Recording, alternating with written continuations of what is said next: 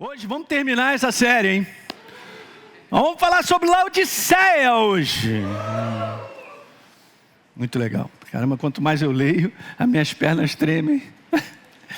No coração, você entende? Da importância de a gente poder falar sobre esse assunto e entender. A gente poderia até depois, mais tarde, fazer uma série sobre as igrejas do Apocalipse, porque ela tem uma visão geral, gente, das dificuldades que o ser humano tem. Nós, como filhos de Deus, nós passamos e enfrentamos situações de oportunidades e portas que se abrem, que não são verdadeiras, mas nós caímos nas ciladas. Então Jesus, ao olhar para as igrejas, ele tem um olhar daquilo que foi falado, de compaixão. Jesus te ama. Quando ele chega para Moisés, e Moisés falou: eu quero te ver, eu quero te ver, eu quero te ver. Aí Deus vai e fala para ele: tá bom, Moisés, olha só, eu vou fazer um esquema contigo, vou te botar num lugar assim, eu vou botar a mão sobre o teu rosto, eu vou passar diante de você aquilo que ele é, toda a minha bondade. Você entende? Então quando Jesus fala as cartas, né, sobre cada uma delas, que de um modo geral, nisso que o pessoal estuda como base teológica sobre falar sobre a igreja, é uma composição de várias coisas boas, porque também Jesus elogia, né? E a gente vai falar sobre isso também, porque essa é uma carta bem especial, né? E você vai entender algumas coisas que eu quero te falar. Mas antes, vou continuar na minha chatice. Como crescer espiritualmente adotando uma rotina devocional? Tá aí, trouxe de novo, Edinho montou para mim, só para você ver que é real. Dá para você dar um download lá, montar uma apostilinha e te ajudar nesse hábito diário, né? Começa com 10, 15 minutos, né, Carlinhos? E assim vai. Você vem para a Escola Atos, já vai começar. Né? Terça-feira estamos aqui, já estou embarcando hoje, vou para Ribeirão. Amanhã a gente começa a escola lá. E aí, é isso aí. Deus vai trabalhando, fazendo com que você cresça. Recentemente, falando aqui quinta-feira, nessa última eu saí pela tangente, mas falei sobre a importância das bases. A base de ser nova criatura, ok, agora é a perna para você jogar para frente, para você ser cheio do Espírito Santo. Sendo nova criatura e cheio do Espírito Santo, agora então você pode começar a crescer. Beleza? Se localizou nisso aí? Então, quando eu sou batizado no Espírito Santo, não terminou, está começando. E agora então essa plenitude do Espírito Santo que te ajudará tremendamente, cara, e trará entendimento e revelação de verdade simples ao teu coração para o teu crescimento. É uma jornada com Deus, é uma jornada de crescimento. Ainda vou dar uma volta ainda na sua moto, eu prometi, a gente, tá bom? É você mesmo, não dorme aí não, cara, presta atenção. Legal, gente? Então é isso aí, vai lá, dá um download, vamos embora, vem para a escola. Cadê o lápis de cor aí, as canetinhas? Cadê? Deixa eu ver. Vamos ver, Cláudio. Tá bem, tá bem. Tem mais aí? Deise, cadê a sua? Tá repreendida. É vermelha? Beleza. É isso aí. E aí, cadê a Bíblia de papel? Cadê? Tá aumentando. O pessoal da internet, eu falei, essa igreja é doida, né? Não, nós estamos aqui com saúde, aleluia. Tem que treinar, pique no lugar, 10 flexões, tal, puxa a barra, e depois você vai agradecer. Aí, quando você estudou no colégio secundário, eu vou te falar, as matérias que você aprendeu foram que os pastores ficaram em cima de você. Os pastores não, os professores.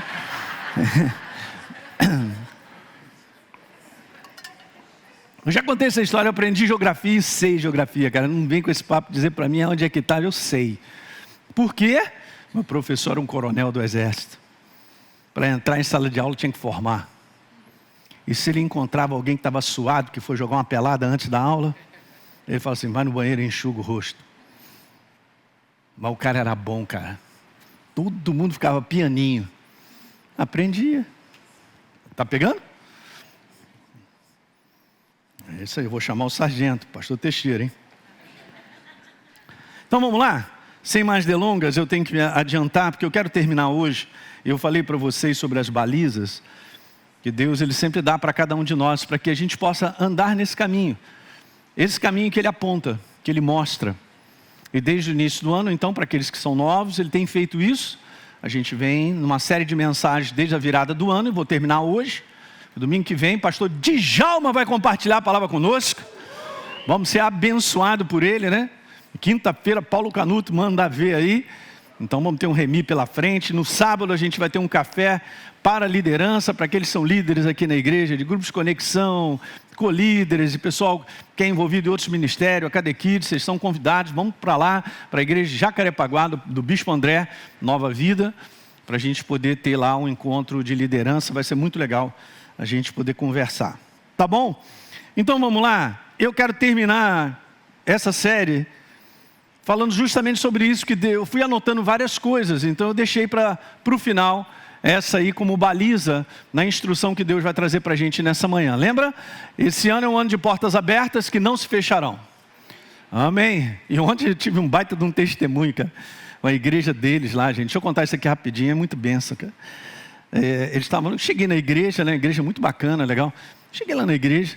Aí estou vendo uma maquete lá, falei, caramba, que maquete legal, aí, né, Pedro? A gente estava lá vendo, bacana. Aí foram contar a história da maquete. Eles compraram um terreno de 11 mil metros quadrados. Eu não estou falando 600 metros para construir uma igrejinha. Ok? 11 mil metros quadrados, muito legal. Porque a gente precisa disso também para estacionamento, que alguém diga aleluia. Cara, não me pergunte, é isso aí. É como o pastor falou. Ele falou um verso super semelhante, eu ia soprar para ele aqui, pastor Teixeira, o verso de Gênesis, abre aí rapidinho, 18, verso 14. Quando Abraão já estava naquela espera de ter bebê e vai esperando, os anos vão passando, quase 25 anos. Está escrito aí que Deus ia falar para ele assim no verso 14 de Gênesis 18: acaso há alguma coisa demasiadamente difícil para mim? Exatamente, então vamos lá, só contar rápido aqui para eu passar essa bênção. Eu fui abençoado com isso, porque o Espírito Santo me mandou um recado através daquilo que ele me contou. Então beleza, lá o terreno, esse terreno, uma igreja, não vou dizer qual, estava querendo comprar a qualquer custo esse terreno. E o dono do terreno falou, para essa igreja eu não vendo. E assim ficou, esse empurra, os caras querendo, levantou o dinheiro, foi lá em cima. O sarrafo foi lá em cima ao ponto da igreja oferecer 6 milhões pelo terreno. Milhões não é nada, gente, olha aí, hein. A gente vive no Rio de Janeiro, estou falando de Rio das Ostras. Legal. Aí, um dia lá aparece o corretor junto com o dono do terreno na igreja dele. Eu quero falar com o pastor da igreja. Beleza. Eu estou aqui querendo vender esse terreno, aqui está o dono, e ele quer vender para você. Assim mesmo. Ele já conhecia, porque cidade pequena todo mundo conhece, sabe as situações todas. Alguém conhece? É só ir na padaria que você fica sabendo de tudo, cara. Cara, eu nasci no interior, eu sei como é que é. Os fazendeiros tudo chegavam lá na cafeteria para tomar café, já sabe tudo. Saía dali, ficava 2 horas, já tinha notícia da semana inteira. Depois te conto uma do farmacêutico da cidade na época, que foi tirar carteira de carro. Depois eu conto essa história aí, mas bom, tudo bem. Todo mundo ficou sabendo, né? Mas enfim, o cara chegou e falou, vou vender para você. Eu falei, cara, olha só, nós somos igreja. E o pastor falando, né? A gente recebe doações, né? O pessoal entende o trabalho, a gente doa dessa maneira e tal. Foi ali devagar com aquele, não, mas eu quero vender para você. Bom, mas pelo que eu estou sabendo, aí o valor do terreno é tão alto e tal, né? A gente ficou sabendo desse valor e tal. Não, mas eu quero vender para você. E o cara, meu Deus. Então, você quer vender para mim e tal? Aí o cara, vamos encurtar essa conversa. Ele estava falando, o dono do terreno, hein? Você tem 500 mil para me dar? Calma. Aí ele falou, aí saiu dele assim rápido. Ele tinha uma parte. Tenho. E o resto? O resto é o seguinte, eu vou vender para você esse terreno por 1.600.000 e você vai me pagando conforme você pode.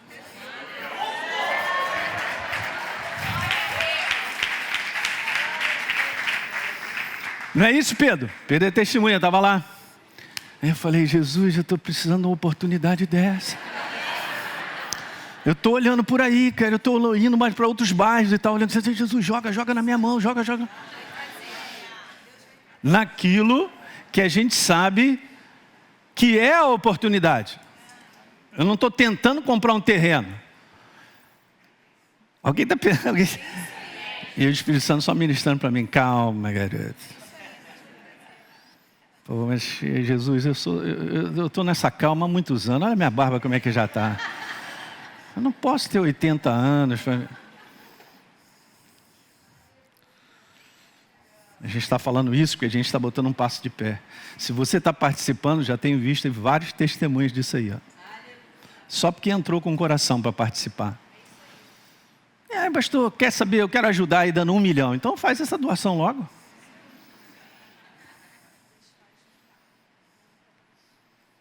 Para determinadas pessoas, ele sabe como trabalhar e desafiar. É assim que funciona. E vamos embora. Nossa caixinha está aumentando. Mas não é uma questão de caixinha, é uma questão do quanto nós cremos na oportunidade que ele trará para nós. É isso, Cláudio? Eu creio, cara. Creio mesmo. Então, beleza. Eu descansei com essa também, me jogou uma aguinha fria e tal, fica tranquilo, calminho. Está calminho agora? Estou.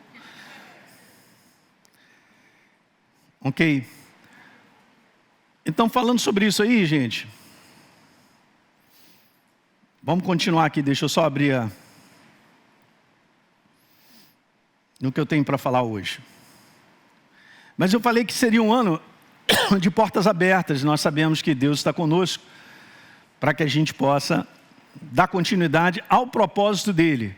Deus tem um propósito na tua vida e na minha. Você crê? Então vamos embora. E aí eu tinha falado sobre isso, que é um ano da gente se comprometer, se separar para a sua vontade, porque é dessa maneira que ele impulsiona tudo na nossa vida. Tinha comentado sobre a frase do Espírito Santo que dropou no meu coração e eu disse, cara, é isso. Então beleza, sem essa minha decisão ele não pode, porque nós somos colaboradores no processo dele na nossa vida, ok? E aí eu tinha comentado sobre 3 áreas onde o poder da nossa decisão, em termos de comprometimento, separação para o propósito dele, precisa operar, e somos nós que operamos. Eu não posso fazer por você, nem você por mim.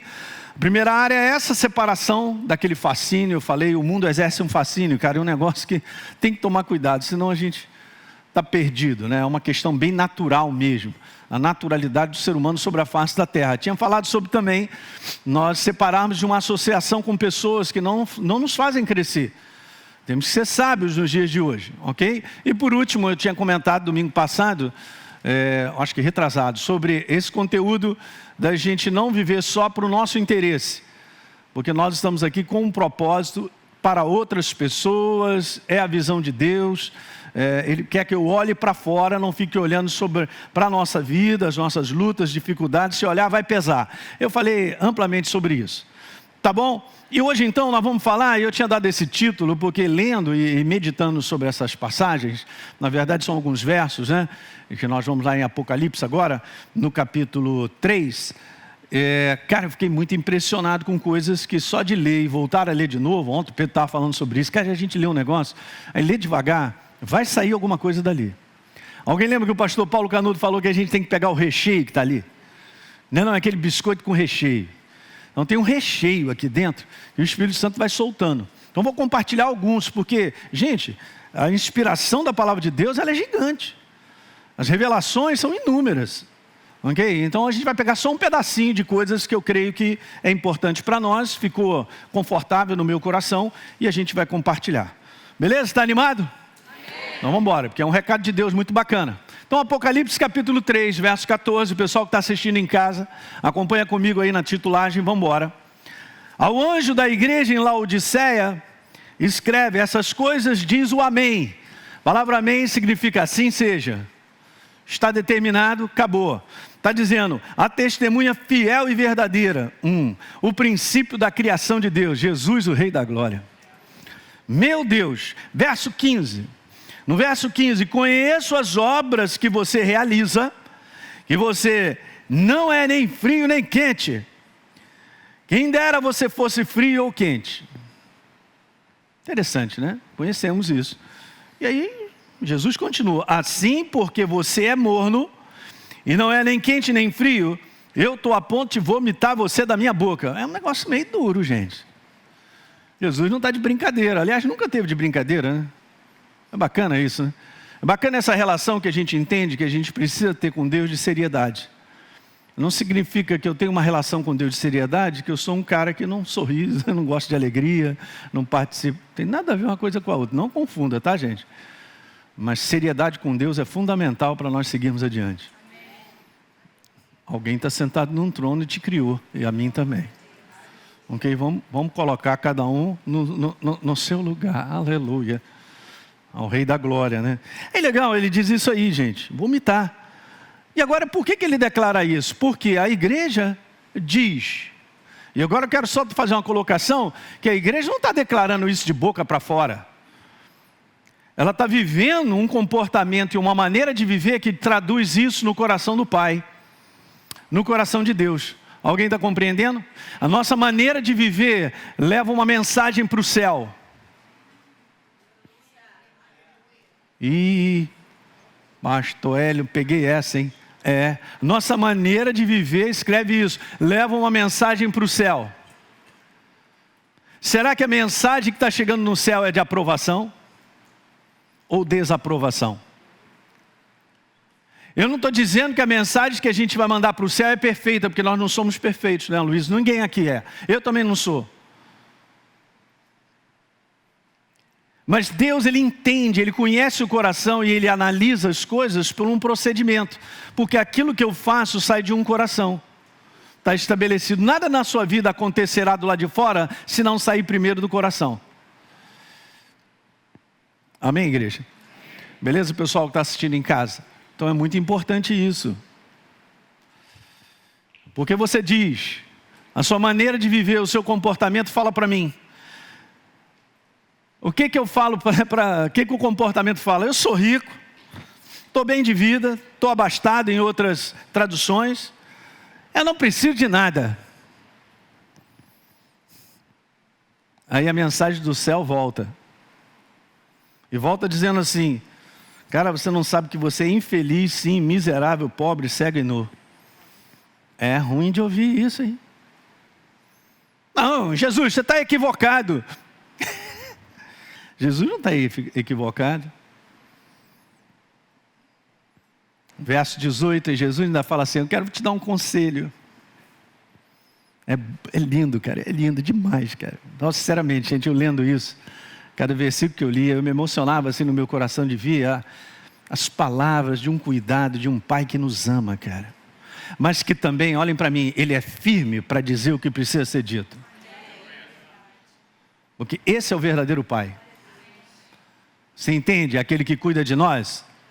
Que eu já falei no passado, a importância de eu entender que eu preciso ser disciplinado. Eu preciso ser corrigido para que eu possa chegar. E está aí escrito isso. Ele é bem firme. Ok, continuando. Então, eu vou fazer o seguinte, cara, aconselho que você compre nas lojas americanas. Não? Jesus fala assim, vocês têm que comprar de mim. Uau, compra de mim. É a mim que vocês têm que vir. É a Ele que nós temos que ir. Quando, pastor? Quando tudo está bem? Não. Quando tudo não está dando certo, quando tudo está bem, sempre indo a Ele. Comprem de mim, ouro refinado pelo fogo. Para que você seja de fato rico, Alinha. Uau. Beleza, compra vestes brancas para se vestir, a fim de que a vergonha da sua nudez não fique evidente. E olha, ainda vou te falar, compra colírio, porque quem não tem óculos escuro, não é isso? Quem não tem colírio usa. Até o Raul Seixas entrou aqui na mensagem, cara. E colírio para ungir os olhos, a fim de que você possa ver. O problema da naturalidade é que a gente tem uma abordagem na maneira de ver, ou interpretar, ou pensar, ou concluir. Mas essa não é a maneira do céu. E Deus sempre pediu que nós estivéssemos com os nossos olhos espirituais, que é o nosso entendimento, o nosso coração, o nosso espírito aberto. Não os nossos olhos naturais. Mas vamos seguindo. E aí Jesus manda ver no verso 19, eu repreendo. Ele precisava dizer que ama? Ele nos ama. Mas ele colocou, eu repreendo, eu disciplino aqueles que eu amo.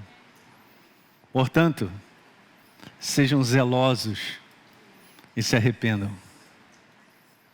Arrependimento, gente, é mudança. A gente vai ver isso mais à frente. Consciência sobre tomar uma decisão de mudar.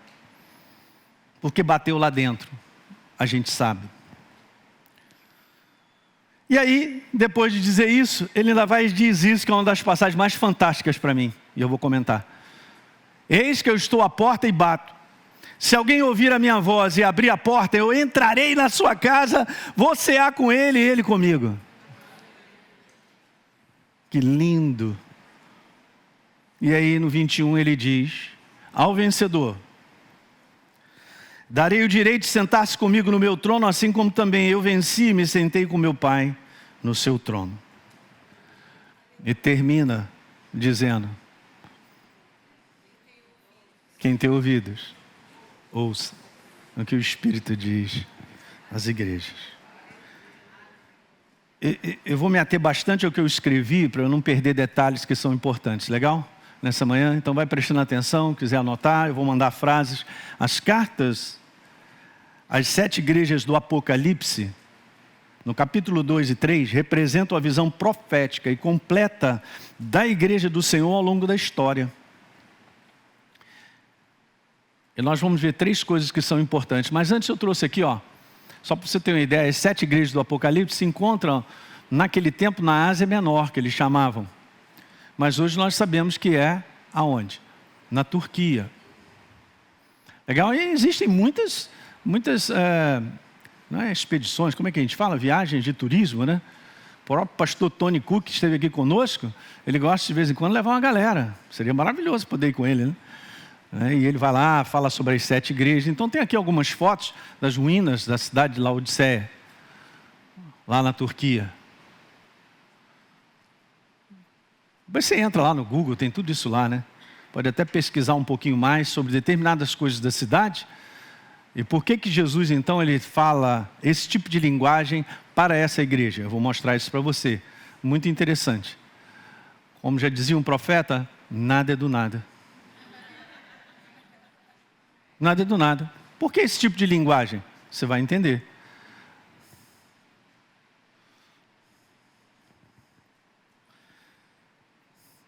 Então, deixa eu falar um pouquinho sobre o que a gente vê claramente, fazendo esse resumozinho assim, do capítulo 2 e 3. A primeira coisa é que todas as cartas, tá aí, as 7 igrejas falam do julgamento de Deus sobre conduta e comportamento do povo de Deus, para que assista ao direito de estar com Ele para sempre, porque Jesus sempre termina ao vencedor, ao que vencer, significa que eu não venci ainda, eu estou no processo, não é não? Já dizia outro profeta também, só termina quando acaba.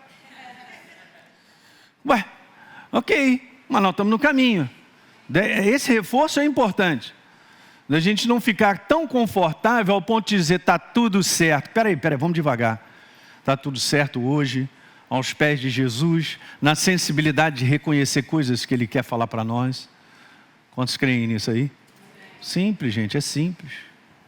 Deus não está olhando a mim e para você para pegar a gente no cantinho com a vara para dar na cabeça, não é assim que funciona. Aliás, Ele nos chamou para andar com Ele. Não é o contrário, a gente achar que Ele está andando comigo. Essa é uma frase que a gente tinha que anotar, porque muitas vezes a gente tem uma maneira de viver que a gente está chamando Deus para a nossa visão, para o nosso empreendimento, e é o contrário. Uma segunda coisa que a gente pode tirar como conclusão aí, é que das 5 igrejas, eu cito Éfeso, Pérgamo, Tiatira, Sardes, Laodiceia, das 7 igrejas, ouça bem, Jesus pede arrependimento de obras mortas, de caminhos errados, de posicionamentos errados. Ele pede arrependimento para que eles garantam o quê? A voltar a andar no curso para chegar lá. Aleluia! Certo? Uma terceira conclusão simples é essa. E as 2 igrejas restantes, são 7, Esmirna e Filadélfia, Jesus pede assim, perseverança, de conduta, de procedimento, vocês estão no caminho, até o fim, cara, para que eu possa estar com Ele também, para sempre. Então, quando você olha, você enxerga claramente Jesus falando e considerando coisas e declarando para o bem da igreja, que somos nós, para que a gente possa chegar. Ok? Cada um de nós. O compromisso de amor dele é tão grande para comigo e contigo, que ele vai sim nos disciplinar quando é necessário e vai corrigir o nosso curso quando for necessário. Só que a igreja tem que ter o espírito certo, cara. Nós não vivemos para nós mesmos, nós somos dele. É o propósito dele que está valendo, que assim nós somos frutíferos, a nossa vida é abençoada, como o pastor Teixeira falou, sobre a face da terra. E é um baita de um testemunho para as pessoas. Está chovendo na tua horta, cara, eu não sou diferente nem melhor que você. Mas eu recebi a Jesus como Senhor e Salvador. Eu vivo para Ele, Ele me inspira, eu faço o que Ele quer, Ele me abençoa. É para você também, quer? Quero. É isso aí. Tem nada a ver comigo, tem a ver com Ele. A nossa parte é simples. Sim, senhor. Não, senhor. Sim, senhor. Não, senhor. Sim, senhor. Não, senhor. Aleluia. Então, falando dessa última igreja, a igreja de Laodiceia, da qual me veio esse título, a igreja iludida. E geralmente é assim, a pessoa não sabe que está iludida. Ela não percebe, ela não tem essa percepção. Eu sou iludido e gosto. A pessoa não vai dizer isso. Ela vive uma condição iludida sem saber. Aí é triste, aí a gente chora. Não é não? Além de Jesus, preste bem atenção, além de Jesus pedir que ela se arrependa, que ela mude de direção, seu estilo de vida, esse aqui é um detalhe. Gente, ele não faz nenhum elogio. Poxa, Jesus, hein? Não, calma, vamos entender. Eu quero que você entenda algo bem interessante. A igreja de Laodiceia, vou botar isso aí para você pegar. Além de Jesus pedir para 5 igrejas, e ela era uma das 5 igrejas, que mude o curso no arrependimento, que é a mudança, a palavra arrependimento implica em mudança. Ele não faz elogio. Das 5 que ele pede para se arrepender, 2 ele não elogia. Porque ele começa, na maior parte das outras igrejas, elogiando. Eu sei da tua obra, eu sei que você é fiel, eu sei que você é perseverante, que você resiste aos homens que são malignos, fala uma opção de coisinha. Depois ele vem dando uma correção, ele vem colocando no curso. Mas essa...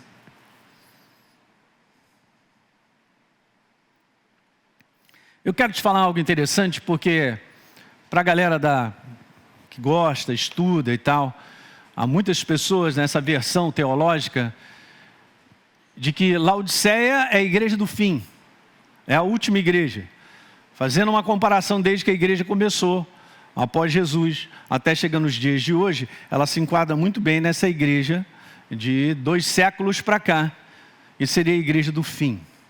É bem interessante, porque tem algumas características aqui que podem até deixar isso aí para a gente como uma revelação.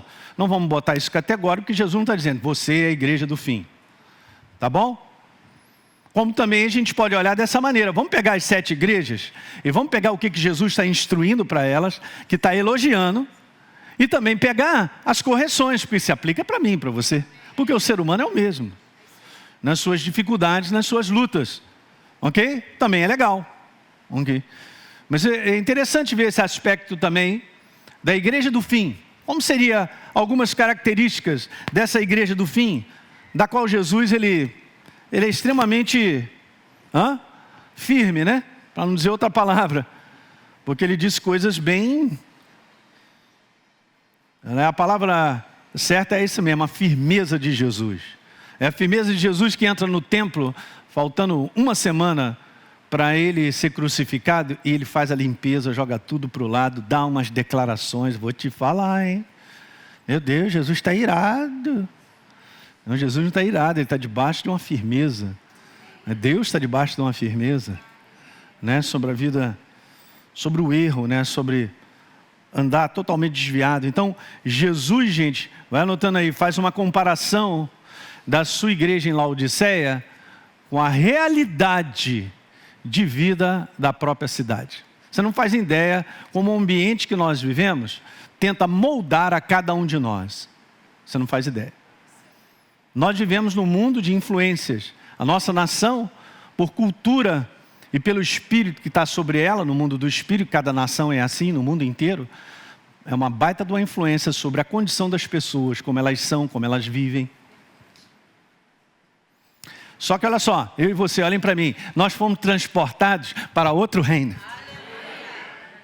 E aqui tem que valer, na minha vida e na sua, cultura do reino.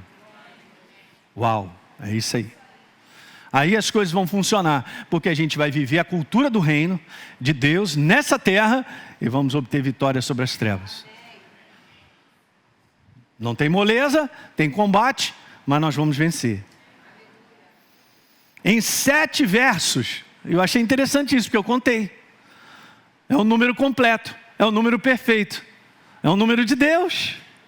Em 7 versos, vemos Jesus declarando a condição espiritual dessa igreja. Beleza, hein? 7 versos. Bom. Não, mas Jesus não falou em verso. Mas, cara, o pessoal foi, organizou em verso. Não é que deu certo o negócio? Ficou bom? Então, vamos embora pegar por partes, que vai ser bom. Então, vamos pegar, voltar a falar de Apocalipse 3,15. Conheço as tuas obras, Jesus falou, que você realiza. E aí ele vai começando a dizendo, pô, você não é nem frio nem quente, hein? Quem dera você fosse frio ou quente. E aí, no verso 16, ele diz, assim porque você é morno, e não é quente nem frio, eu estou a ponto de vomitar você da minha boca. Gente, Jesus faz uma analogia da igreja ser morna, e está para vomitá-la. Ele faz uma analogia com as águas da cidade as águas da cidade de Laodiceia eram de fontes, cara, que eram fontes mornas. As águas que ele tinha naquela cidade eram águas impróprias para beber. Era morna, salobre, e de um modo geral, quando a pessoa ia botar para dentro, aquilo ficava lá embrulhado lá dentro, daqui a pouco, botava para fora. Aí agora a gente entende porque Jesus tinha essa maneira de falar, porque o povo entendia. A galera estava entendendo muito bem quando Jesus falou, cara, você não é quente nem frio, você é morno. Ih, cara, mas as águas daqui, tudo que é fonte aqui nessa região, eles recebiam águas de outros lugares. Porque no momento que a gente põe para dentro, vai para fora. Daí você entender. Então, usando essa comparação, Jesus fala sobre, e isso é importante, um esfriamento espiritual. Para a condição de não estar mais queimando por dentro.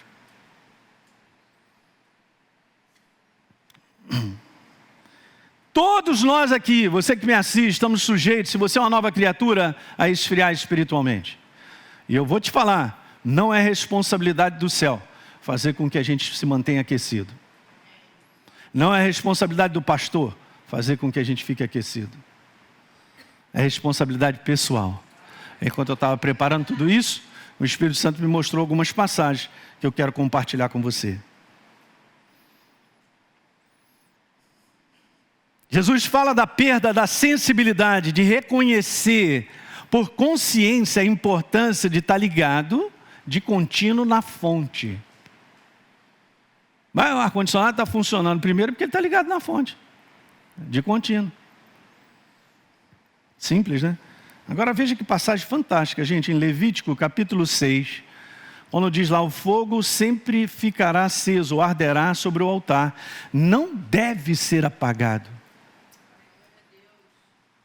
Oh Jesus, que maravilha, legal, mas agora olha onde está a responsabilidade, está no sacerdote, que acenderá a lenha no altar a cada manhã, e sobre ele porá em ordem o holocausto, sobre ele queimará a gordura das ofertas pacíficas.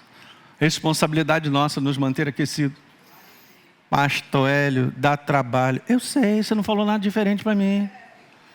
Aí está o sacrifício, meu amigo. Esse é o sacrifício dessa gordura agradável que chega no altar de Deus, de eu me manter aquecido por dentro, iluminado, ao ponto de enxergar, ao ponto de continuar enxergando, vendo, percebendo ciladas.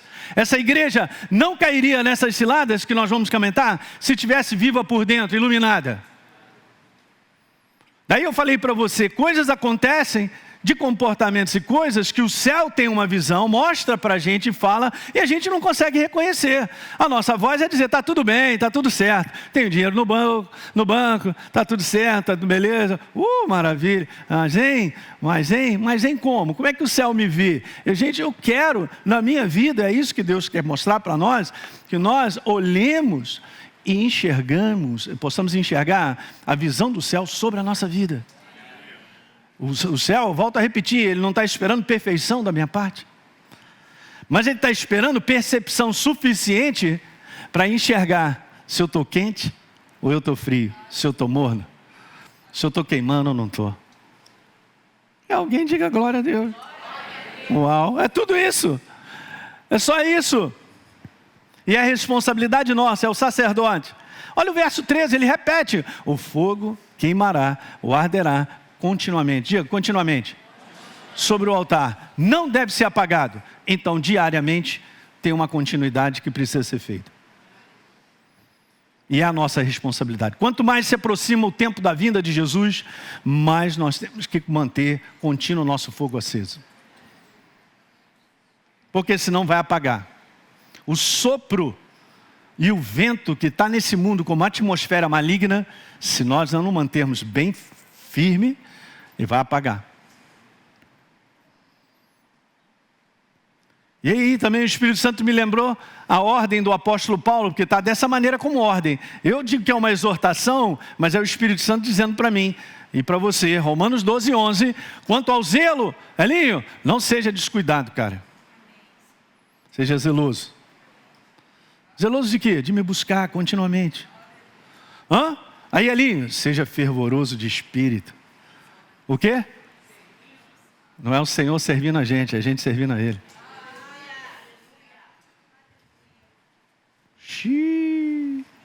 Não, é lindo, porque Deus está falando. Beleza, Ele ainda fala mais. Aí, se alegrem na perseverança. Elinho, seja paciente na tribulação.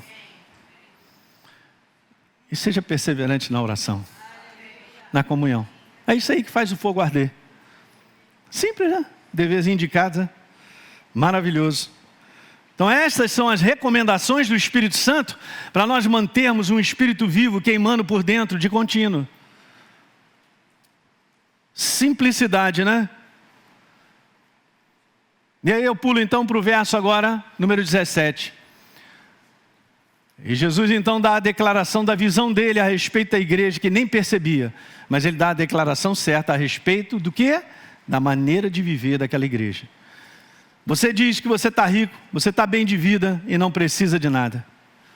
Mas eu estou te falando que você é infeliz, sim, miserável, pobre, cego e nu. E a igreja de Laodiceia, na verdade, ela acaba declarando a sua sentença espiritual quando se posiciona dessa forma. Sou rico, estou bem, está tudo certo, não preciso de nada. Sabe que sentença é essa? Essa é a sentença espiritual da autossuficiência. Eu não preciso depender de Deus. Eu vou e faço e aconteço, está tudo certo comigo, estou bem, estou abastado. E aqui está falando num conteúdo de finanças. Pega no original, você vai entender. Você não sabe, não faz ideia, eu e você, a gente não faz ideia do quanto finanças tem a atração e o fascínio de nos tirar do caminho da verdade. Eu falei aqui recentemente, acho que foi quinta-feira, quando Jesus abre a sua boca para dizer que dificilmente um rico entrará no reino dos céus. Ele não está de moleza, ele não está de bobeira. É a maneira de dizer, Jesus está falando aí e tal, não tem maneira de dizer, ele está falando a verdade. Porque também em Mateus 6, lá no verso 24, diz que só tem dois senhores, ou ele ou o dinheiro. Ou você serve a um ou serve ao outro. Aos dois não dá, tem que escolher. Tem que escolher dominar sobre o dinheiro. Tem que escolher dominar sobre estar bem de vida, ganhar dinheiro, está tudo certo. Está tudo certo, desde que o dinheiro não te domine. E Jesus já falou que é difícil. Então se prepare para você dominar. A partir do outro domingo, sem ser o próximo, vou começar uma série nova que há vários anos eu não faço, sobre finanças. Para te ajudar a entender. O quanto é a nossa posição que vai fazer toda a diferença. Eu vou me tornar um servo fiel ou um servo infiel? Porque nós só somos administradores daquilo que Deus concede a mim e a você. Você é um administrador do teu filho, Pedro. Eu também. O filho não é meu, é tudo dele. A gente é um administrador dele. Finanças, nós somos administradores dos recursos que Deus traz e faz chegar na nossa mão. E o meu coração está certo? Está próprio?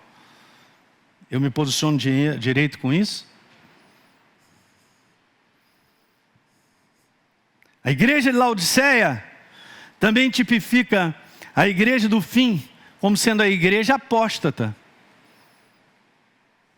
Porque é a igreja que se desvia do verdadeiro propósito. É a igreja que se acostuma com a boa vida, que não tem nada em si de errado, mas faz dela esse estilo de viver a boa vida a sua razão de existência. Alguém está pegando isso nessa manhã?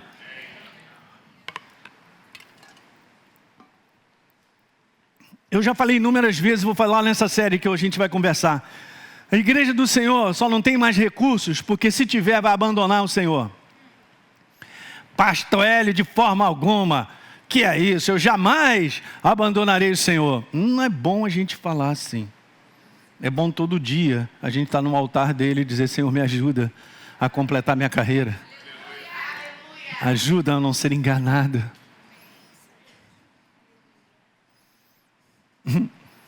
Aí eu já percebi isso, já tinha visto, eu entendi isso no passado, que a igreja não tem mais, porque ele é dono do ouro e da prata, porque ela não sabe lidar com dinheiro, ela é presa ao dinheiro, uma boa parte. As pessoas não são nem dizimistas.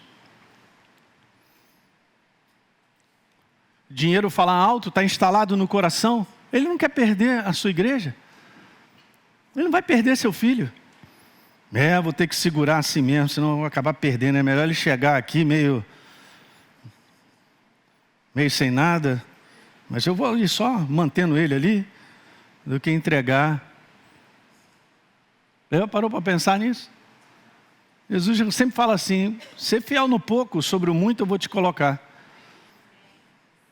Mas poucos estão indo para o muito.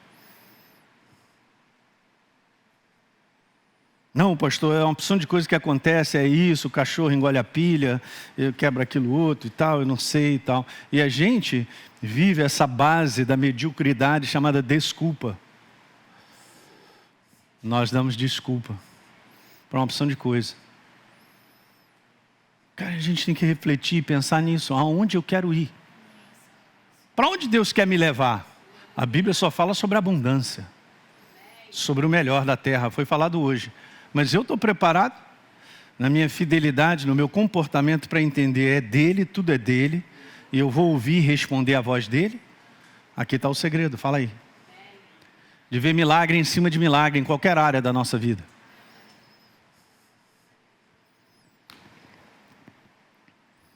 É a igreja de Laodiceia.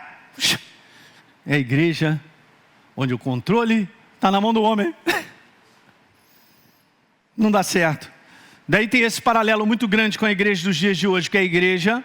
Eu coloquei umas frases aqui que são duras, mas elas são importantes, verdadeiras. É a igreja que está no controle do homem, gente, na sua capacidade de autorrealização, naquilo que o cérebro determina. Eu penso, eu faço e acontece.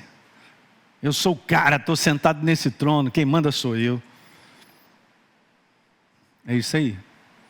Você vê como é que Laodiceia leva a mensagem para o céu e Deus retrata daqui. Não é bem assim não, Jesus. Peraí, né? Mas é assim que o céu entende. Pela maneira de viver. Não pela boca. Pela maneira. Jesus, eu te amo. Jesus vai saber que eu amo pela maneira que eu vivo. Vou voar para cá. Uhul. Vou voar para... Cara, eu tenho que ouvir isso também. Porque, cara, isso... Uau, mantém a gente direitinho. Mantém a gente no caminho, não é verdade? E é um tempo que Deus está falando conosco. São balizas, Ele está falando comigo. É baliza, hein? Baliza. O nome Laodiceia, meu Deus do céu. Sabe o que significa? É uma junção de duas palavras no grego. E significa isso, ó. A opinião ou o costume do povo.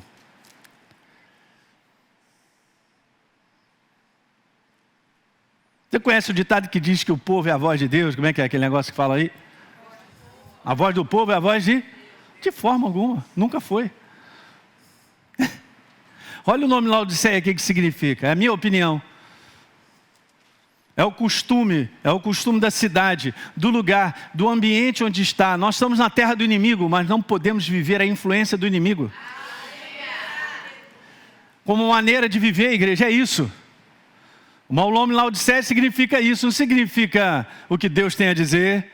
Ele está sentado num trono, mas é a opinião, o costume do povo. Já é um nome meio crítico.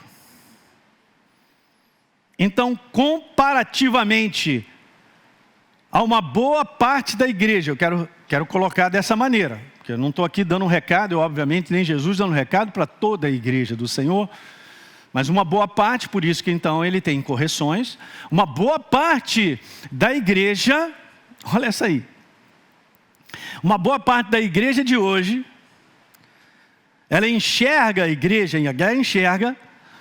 essa igreja, a igreja do tudo faz acontecer, ela mesma, ela faz acontecer. E não mais a igreja do tudo é Ele, por meio dEle e para Ele são todas as coisas. Então essa primeira parte é essa boa parte da igreja que tudo faz acontecer para ela mesma. É ela no controle. E a igreja que continua no caminho é a igreja que entende que faz por Ele, por meio dEle e para Ele são todas as coisas. É uma questão de governo, gente, é uma questão de coração. Quem está sentado no trono do teu coração? Essa é uma resposta que a gente tem que dar, porque é muito fácil a gente dizer, não, é Jesus, será mesmo? O meu comportamento prova isso? O nosso comportamento, porque o comportamento da igreja de Laodiceia não provava, por isso Jesus foi firme. E a gente vê isso. No tempo de hoje, na maior parte das igrejas espalhadas sobre a face da terra, ela faz acontecer. Perdão. Aí vem a declaração de Jesus que é extremamente dura. Então, você diz, né? Eu sou rico. Eu estou bem, não preciso de nada. E aí Jesus manda ver. A conclusão do homem, gente, natural, ouça isso que eu quero te falar, olhando para a sua própria vida, do homem natural, essa naturalidade humana, e tirando as suas próprias conclusões, pode ser essa, está tudo bem comigo, porque da maneira humana, eu estou bem, tem finanças em ordem, está tudo legal e tal, deixa eu ver, como é que é? Não sinto falta de nada, porque a igreja falou isso. Essa era a tradução que chegava no céu, não tenho falta de nada. Tinha falta do principal, de uma comunhão intensa com Deus, da pessoa dele. Você entende que se você tem Ele, valoriza Ele, não te falta nada? Porque Ele é a fonte do recurso, Ele é a fonte do milagre, Ele é a fonte da bênção, Ele é a fonte da saúde, Ele é a fonte de tudo, faz acontecer. Mas eu sento nesse trono dizendo que eu faço acontecer porque eu estou abastado, porque eu tenho força política, eu tenho influências na cidade, eu sou uma pessoa de posição e tal, eu tenho meus relacionamentos humanos e tal. Nada disso é errado desde que isso não tome a nossa vida. Está tudo bem comigo, mas a igreja precisa permitir e anelar. Anelar é um desejo profundo pela conclusão do céu na nossa vida, como eu disse. Como é que está tudo comigo? Como está tudo bem comigo? E, gente, eu preciso falar isso, tem algumas coisas que a gente tem que enxergar. Como é que está tudo bem comigo quando na prática eu não sou agente de reconciliação? Como é que está tudo bem comigo quando na prática eu não perdoo, quando na prática eu não me humilho, quando na prática eu não sou uma pessoa doadora, quando na prática, pode parar, pastor Hélio, eu já entendi.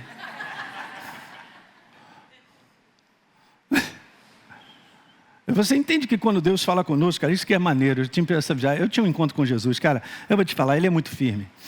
Ele é firme, mas ele também é extremamente apaixonante. Quando Deus fala tudo isso, ele é apaixonado.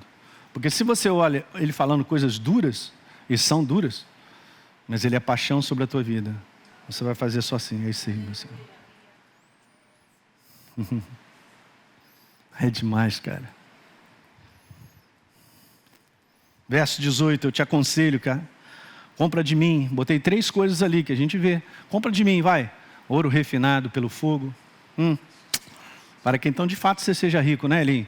Legal, compra de mim vestes brancas para se vestir, cara. Para que essa vergonha da tua nudez não fique aí evidente. Ele faz o seguinte, compra colírio. Não tem óculos escuros, então compra colírio. Para ungir os olhos, a fim de que você possa ver. Ver aonde? Aqui dentro. Enxergar a sua condição. Você se acha, mas não é bem assim. Isso aqui, cara, é muito a igreja do fim dos tempos. Esse eu me acho, e a igreja que toma conta de tudo, ela se acha dona, ela faz e acontece. Eu quero te falar, é uma igreja apóstata dos propósitos de Deus. Pode terminar muito mal, obrigado, se não reconhecer tudo isso que Jesus está falando. Por que Jesus chega então, fala tudo isso para a Odisseia?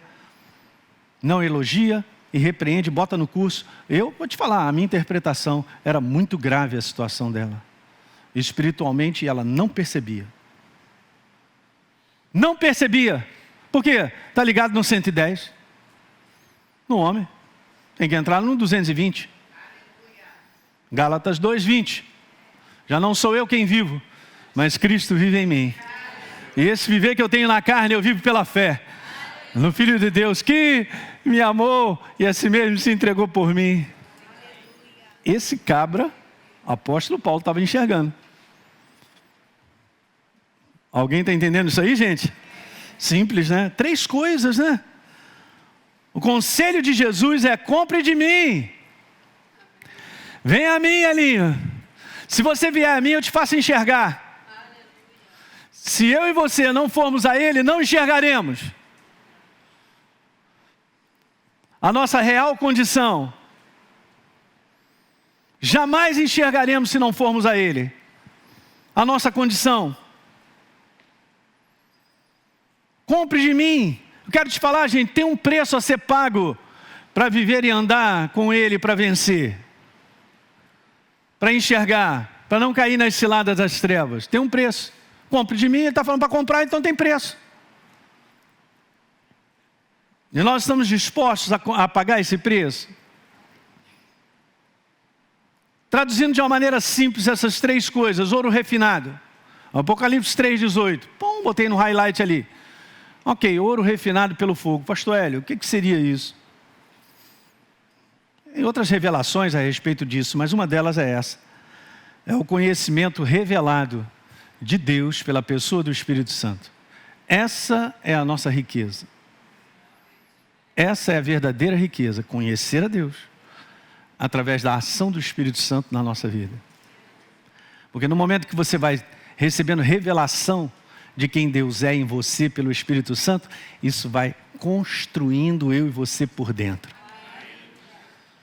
Um tijolo em cima do outro. Você vai se fortalecendo no Espírito. O inferno olha para você: é ruim, hein? Vamos passar de lado. Porque no mundo do Espírito, tudo é visto da maneira como é. No mundo natural, tudo é visto da maneira iludida. É as pessoas querendo se mostrar para as outras o que elas não são. Ei. Na mão de quem? Na mão das trevas. Na mão do falso, do engano.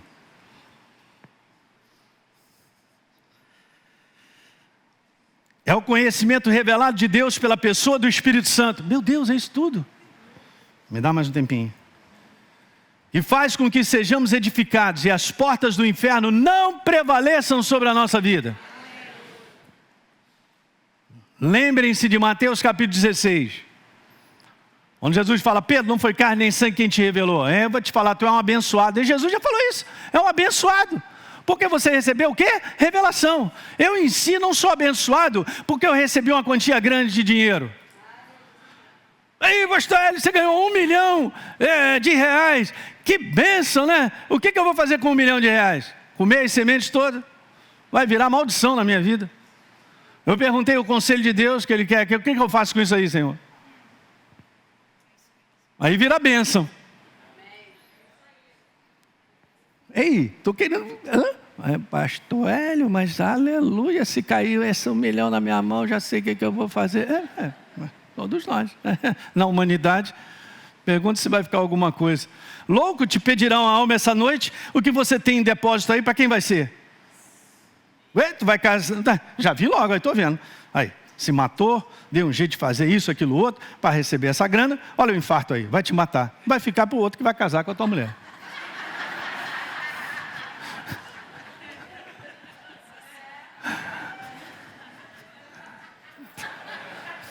É Deus falando comigo? Com certeza.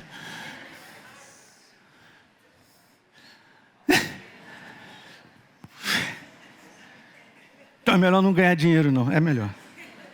Vestes brancas, vai se vestir. Qual seria o entendimento? São as vestes da santificação. Volto a repetir, Ele não me chamou para ser perfeito, mas me chamou para vestir a vestimenta da justiça, a nova criatura e viver a nova criatura, como estilo de vida. E isso não é domingo, é de segunda a segunda. Alguém pegou? Beleza, o último, colírio, para ungir os olhos, para que você possa ver, né, Elinho? É ser curado da maior cegueira da humanidade, orgulho e soberba. E não permitir que isso domine. Todo dia a gente tem que lidar com isso. Quero voltar ao verso 19. Eu estou dando só sequência. Eu repreendo e disciplino aqueles que amo, portanto seja zeloso, Elinho, e se arrepende, cara. Jesus chama essa igreja ao arrependimento. Já está implícito na palavra arrependimento, mudança.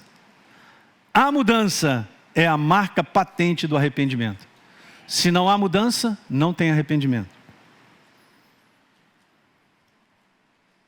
Às vezes é remorso, foi mal. Jesus foi mal, eu volto a ficar vivendo da mesma maneira. Não é arrependimento. Porque o verdadeiro arrependimento implica em mudança. Por isso que envolve decisão. Por isso o Espírito Santo falou para mim, essa é uma mensagem que eu preciso que você fale. Beleza? Uma baliza? Verso 20. Eis que eu estou à porta e bato. Cara, esse para mim foi o verso mais tenebroso, da qual eu fiquei tremendo por dentro. Falei, como é que pode Jesus chegar e dizer, eu estou à porta e bato. Se alguém ouvir a minha voz, Ele está sempre se importando conosco. Não está escrito que Jesus está lá de fora e não está batendo na porta. Está escrito que Ele está à porta e Ele está sempre batendo. Comecei a tremer por dentro. E Ele diz, se alguém ouvir, Ele não esmurra a porta. Ele não arrebenta a porta. Ele espera a minha atitude e a minha escolha. Ele está falando comigo. Pastor Hélio, Deus está falando comigo. Eu vou abrir essa porta. Eu não posso fazer por você, nem você por mim. Aí eu vou entrar. Tem um misto quente ali. Um suquinho de laranja. Pão de queijo, que eu sou de Minas.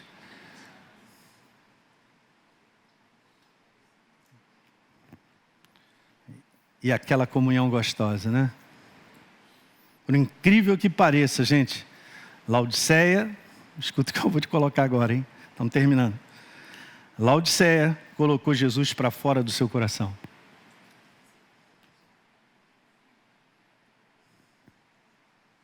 Ele não tinha que estar do lado de fora. E daí me lembrando uma pessoa que eu conheço, eu e a Deise já é falecido, viveu muitos anos no ministério de profeta. Já foi pastor de igreja na Austrália, igrejas gigantes, cara. Já pastoreou, já foi líderes de líderes e tal. Deixou um legado muito legal para ensinar sobre liderança. Uma pessoa pouco conhecida, mas o Espírito Santo botou na minha frente. E eu e a Deise, a gente se alimenta bastante dos conceitos, cara, do reino, das experiências da vida dele, um senhor de idade, já falecido. E ele recebia muita visitação de Jesus. De vez em quando ele estava lá no escritório dele ou na varanda, aparecia Jesus para conversar com ele. Aparecia assim, igual eu estou com a Deise. Muitas vezes anjos apareciam trazendo recado.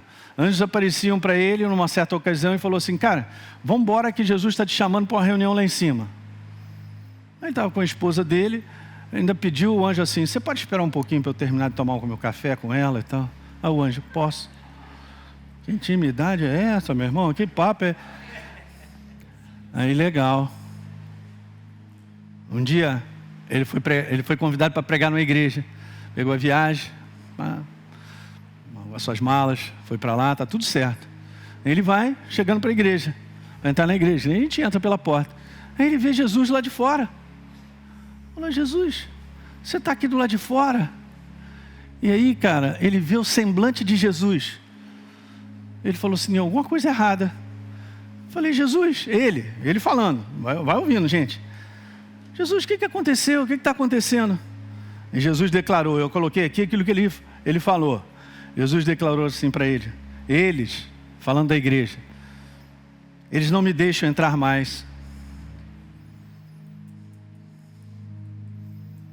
Eles, a igreja, não me deixa mais entrar aí.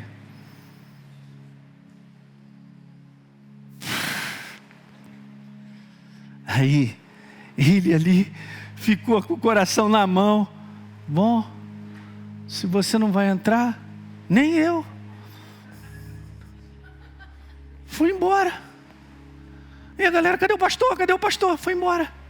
Se Jesus não entra nesse lugar, eu vou entrar?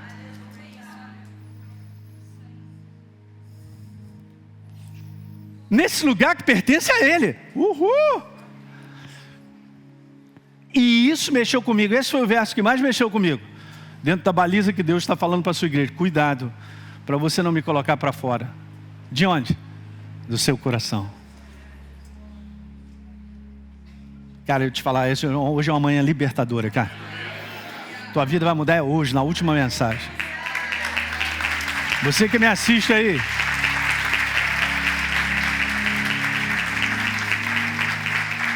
é a última mensagem das balizas. Uau. Lembrei de Mateus 6, 21. Porque onde estiver o seu tesouro, aí também estará o teu coração. Será que o meu tesouro é o meu Senhor, o Rei da Glória? Ou é a comodidade que eu tenho? Ou é o recurso que eu tenho?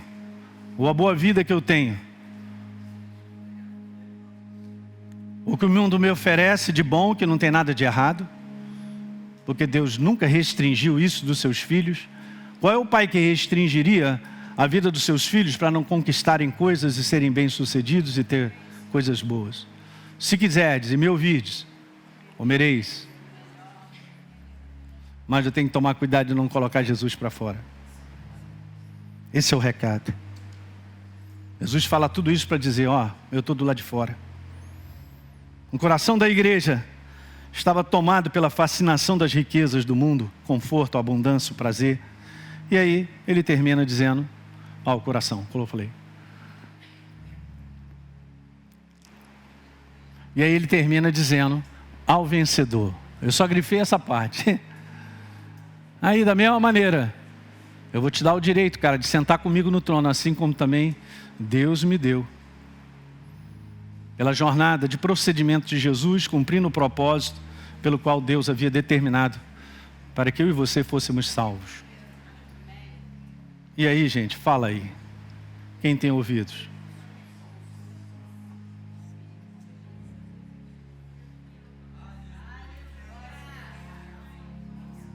E não pense que Jesus está aqui para dar uma paulada na nossa cabeça. Ele está aqui só com o amor dele tremendo. Só para dizer: eu te amo demais, filha. Olha só, quero só te mostrar a minha mensagem do céu.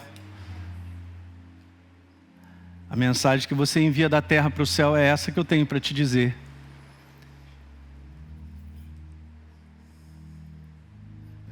Show de bola. Legal? Fique de pé.